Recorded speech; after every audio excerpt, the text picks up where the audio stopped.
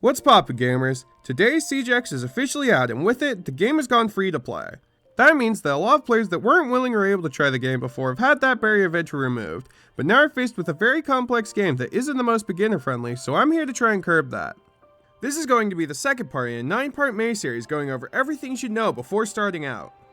In this May series, we'll be going over things like settings, operator selection, and game modes to help you get your footing in the first few hours of play.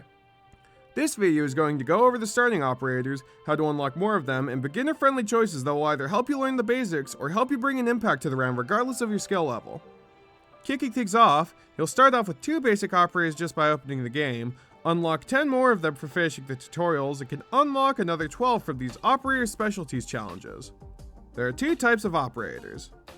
Pathfinders, which were released alongside the game and can be purchased for 1,000 renown, and DLC ops, which were released post-launch and can be purchased for anywhere between 10,000 and 25,000 renown depending on the release date.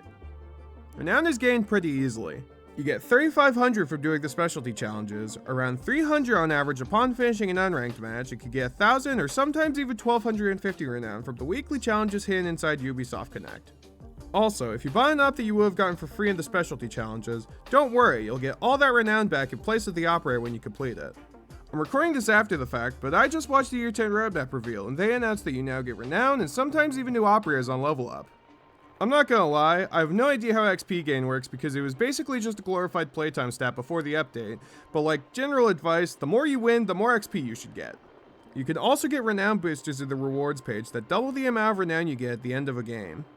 This could really add up, especially if you're trying to grind 400,000 renown for a bunch of cosmetic packs you aren't even planning to open this year. You could get a 1-day booster just by redeeming it, a 3-day booster for 60 of these tokens you start off with 100 of, and if you do enough of those weekly challenges, you'll gain enough tokens to buy a 7-day booster. Also, if you squad up with other players that have boosters active, you get a 10% boost per teammate that has one, and gain an additional 50% if you're in a group of 5. That adds up to 190% more renown, basically tripling your renown gains, so try to get your friends to join if you really need some renown. You can also buy DLC ops for R6 credits, which until you get later into the game are pretty much exclusively a premium currency.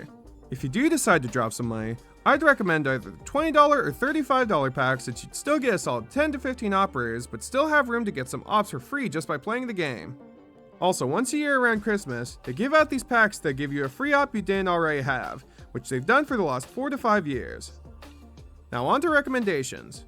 Striker and Sentry are objectively the most beginner-friendly operators for the same reason calisthenics is the most beginner-friendly workout plan.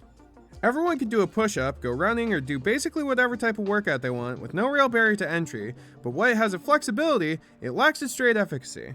She can open the wall, play aggressive, play for plant, watch for flanks, sometimes all in the same round, but there are plenty of ops that can do everything she could do either as good or oftentimes even better.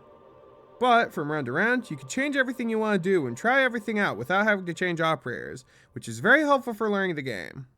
Sledge is another pretty good starting op that you get straight out of the tutorial. He's got a very easy to use gun that hits super hard, 3 very useful secondary gadgets that are super flexible, and the easiest to understand gadget in the entire game.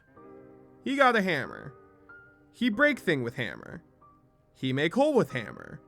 You have 25 entire uses for hammer. Simplicity at its finest. Rick is an op that you would unlock from the specialty challenges, but I think he could be worth buying before that to give you an easy op to learn early on. Rick is good for the same reason Sledge is. He has a very user-friendly gun in the MP5, a great secondary gadget in impact grenades, and a gadget that is always useful no matter your skill level. All Rick needs to do when spawning in is press middle mouse and hold left click, at which point your whole team will be able to gain an extra 20 health points for the entirety of the round. For DLC ops, Jackal has a fantastic gun, claymores to watch your back, and a gadget that lets you see the footsteps of defenders, then ping their current location up to 5 times in a round. For operator specialties, I'd recommend Lion for similar reasons to Jackal, though I do think Jackal is a better pick if you have the choice.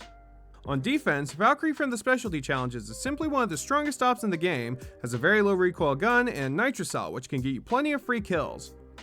And lastly for the DLC ops, Legion would be my main pick because he has a great gun, a secondary shotgun, and one of the lowest commitment gadgets in the game since they recharge every 30 seconds, allowing you to get a maximum of 8 of them.